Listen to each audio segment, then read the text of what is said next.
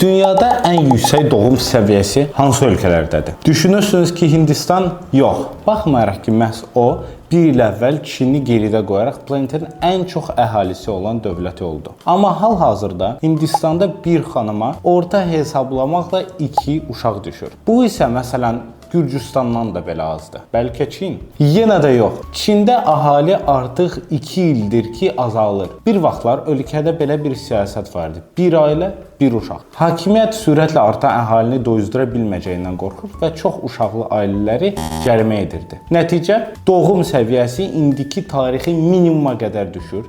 İndi isə Çində tamamilə başqa problem var. Dünyada ən çox pensioner məhz oradadır. Bəlkə liderlər Hong-Kong və ya Cənubi Koreyada əksinə orta doğum səviyyəsində dünyada ən aşağıdır. Bir qadına bir uşaqdan daha az düşür. Bəs onda ən çox harada uşaq doğulur? Somali, Qonqong, Çad və Nigerdə. Ümumiyyətlə isə Afrika 2023-cü ildə 35 milyon nəfər artır.